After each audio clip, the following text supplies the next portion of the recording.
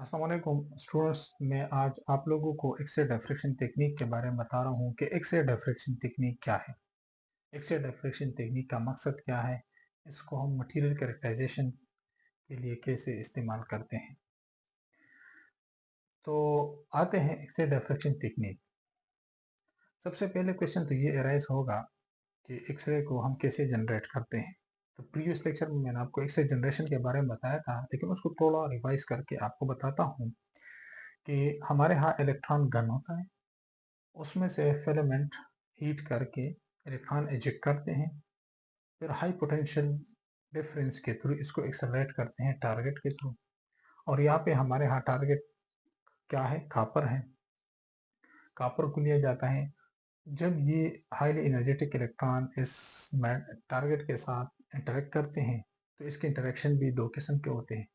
एक interaction general interaction होती है कि इसमें लाजमी बात नहीं है कि इलेक्ट्रॉन की जो ट्रांजिशन है वो हो जाए, और वो हमारे यहाँ कंटिन्यूस एक्सरे या इसको हम वाइट रेडिएशन कहते हैं, वो पैदा करते हैं। और दूसरा, हमारे यहाँ जो करेक्टरिस्टिक एक्सरे हैं वो एक्चुअली हमें ट्रांजिशन ऑफ इलेक्ट्रॉन्स की वजह से हासिल होते हैं। तो चूंकि हमें वाइट रेडिएशन या कंटिन्यूस एक्सरे की ज़रूरत नहीं है, हमारे यहाँ हाईली एनर्जेटिक एक्सरेज की ज़रूरत होती है जिसकी इंटेंसिटी ज़्यादा हो, तो उसकी तरफ हम आते हैं। तो इसके लिए मैंने एक स्केच बनाया हुआ है, थोड़ा बहुत आपको डिस्कस करता हूँ कि ये देखिए, ये इंसिडेंट एक इलेक्ट्रॉन है। जब यहाँ को इलेक्ट्रॉन के साथ ये इंटरेक्ट करते हैं, तो ये एनर्जी एब्जॉर्ब करके वो आयनाइज हो जाता है।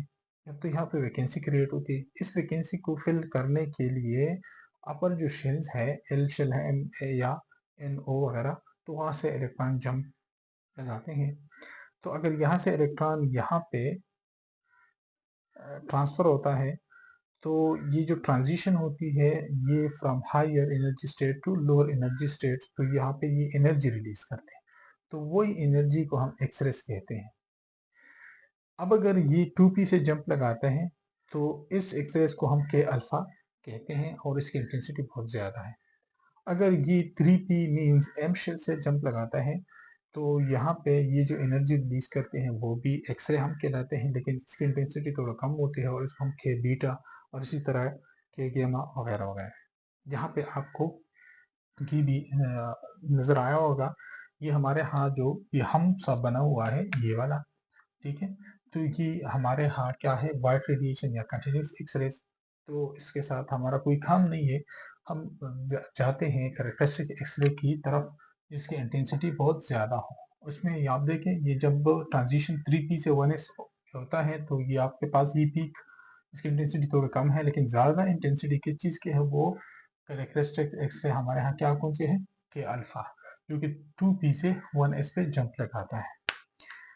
अब हमारे यहाँ एक्सरे तो पैदा हुआ, फिर इस एक्सरे को हम एक विंडो के थ्रू निकाला जाता है, और वो यहाँ पे हमने बीई को यूज़ किया हुआ है ताकि जो अनवांटेड एक्सरेज है उसको एब्जॉर्ब कर ले और हमें हाई एनर्जेटिक एक्सरेज को एल ऑफ कर दे।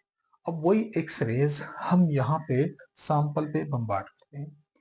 अब क्योंकि इस सैंपल की मुख्तलिफ किस्म इंफॉर्मेशन हमें चाहिए, और वो इंफॉर्मेशन क्या है, वो इंफॉर्मेशन हमारे यहाँ ये है कि ये स्ट्रक्चर जो है, ये जो मटेरियल है, ये सैंपल जो हमें दिया गया है, ये सैंपल क्रिस्टलाइन है, सेमी क्रिस्टलाइन है, पॉली क्रिस्टलाइन है, एमॉर्फस है। ये इंफॉर्मेशन हमें चाहिए। फिर ये भी देखना है कि इन प्लेन जो क्रिस्टलाइन प्लेन्स हैं, वो कौन, इस एच के एल वैल्यू जिसे हम कहते हैं, वो हमें बताए। इसके स्ट्रक्चर के बारे में बताएं कि आया ये ऑर्थोरॉम्बिक है, रोम्बोहेड्रल है, मोनोक्लिनिक है, ट्राइक्लिनिक है, स्ट्रक्चर के बारे में हमें इंफॉर्मेशन मिले। इन प्लेन्स के दरमियान जो डिस्टेंस है, डी स्पेसिंग है, वो हमें मिले। तो इसके लिए बहुत सारे मेथड्स हैं, लेकिन हम जो ब्रेग्स लॉ को यूज करते हैं, और वो ब्रेग लॉ हमें क्या बताता है, तो उसकी तरफ हम आते हैं। यहाँ पे जो कि बहुत सारे एक्सरेज मैंने आपको बताया, वो बीम आते हैं और यहाँ पे सैंपल के साथ इंटरेक्ट करते हैं। तो यहाँ पे मैंने दो बीम लिए हुए हैं, मोनोक्रोमेटिक एक्सरेज को मैंने लिए हैं, और इनमें से उन दो का जब एटम के साथ इंटरेक्शन होती है तो वो स्कैटर्ड होंगे, और जब स्कैटर्ड होंगे तो वो भी हमारे यहाँ इलास्टिक और इनइलास्टिक स्कैटरिंग इसकी होती है। तो हमने इलास्टिक स्कैटरिंग और जो फेज में हो हमारे यहाँ, वो हमें ज़रूरत है ताकि हमें पूरी इंफॉर्मेशन मिले। तो यहाँ पे आप देख सकते हैं, ये मैंने दो मोनोक्रोमेटिक एक्सरे लिए हुए हैं, एक ये है और एक ये है।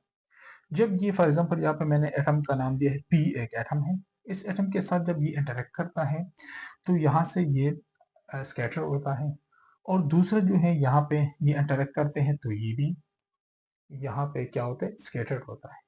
ये मैंने सिर्फ दो लिए, बहुत सारे हैं, यहाँ पे भी आ सकते हैं, यहाँ पे भी आ सकते हैं, यहाँ पे भी कुछ की स्कैटरिंग जो है वो मैंने आपको बताया था कि मुख्तलिफ किस्म की स्कैटरिंग इसकी हो सकती है, इलास्टिक भी हो सकती है, इनइलास्टिक भी हो सकती हैं। और फिर यहाँ पे जो पैटर्न बनेगी, डिफ्रैक्शन पैटर्न, वो कंस्ट्रक्टिव भी होगी, डिस्ट्रक्टिव भी होगी। लेकिन हमारा काम कंस्ट्रक्टिव इंटरफेरेंस के साथ है, डिस्ट्रक्टिव के साथ नहीं है।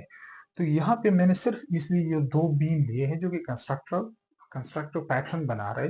अब कंस्ट्रक्टिव जो डिफ्रैक्शन है या जो कंस्ट्रक्टिव इंटरफेरेंस करते हैं, जो हमें डिफ्रैक्शन पैटर्न मिल रहा है, तो उसके लिए हमारे यहाँ एक कंडीशन है।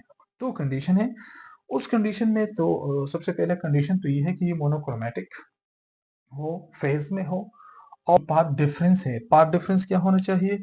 वो पाथ डिफरेंस में हमारे यहाँ, ये देखें पाथ डिफरेंस। अब पाथ डिफरेंस क्या है? ये तो यहाँ से ये यहाँ जा, अगर इसको देखें ये वाला, तो इसने कुछ ज्यादा डिस्टेंस कवर किया, ये और ये, तो इसका मतलब ये पाथ डिफरेंस है और ये कुछ ज्यादा है इससे।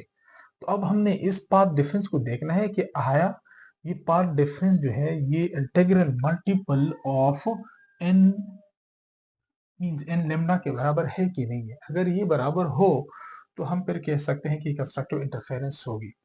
अब देखिए, अब ये यहाँ से लेकर यहाँ तक ये एक्स वाई, और ये एक्स वाई चूंकि यहाँ पे ये डी साइन थीटा के बराबर है, और ये वाई से जेड तक ये भी डी साइन थीटा के बराबर है। आप लोग जानते हैं ब्रेग्स लॉ में हम ये यूज करते हैं। अब अगर आप देखें, ये आपके पास इक्वेशन 1 हो गया। इक्वेशन 2 में क्या है? ये x y plus y z, ठीक है। तो ये भी पाथ डिफरेंस है एक्चुअली। तो ये पाथ डिफरेंस अगर आप देखें तो ये D sine theta plus D sine theta, तो इन दोनों का अगर आप देखें तो ये पाथ डिफरेंस आपके पास क्या आ गया? 2d साइन थीटा आ गया। अब ये 2d साइन थीटा, ये दोनों का अगर आप कंपेयर कर ले तो हमारे पास क्या आएगा? 2d sine theta is equal to हमारे यहाँ n lambda, and that is known as Bragg's law. ये क्या कहलाते हैं? हम इसको ब्रेग्स लॉ कहेंगे। और इसके थ्रू अब हमने क्या क्या चीजें फाइंड करनी है, वो मैं नेक्स्ट वीडियो में आपको बताता हूँ कि इसमें हमारे यहाँ क्रिस्टलाइन प्लेन्स हैं क्या होंगे, लेटेस्ट पैरामीटर क्या होंगे, वो हम कैसे मालूम करते हैं। तो ये नेक्स्ट वीडियो में मैं आपको समझाता हूँ।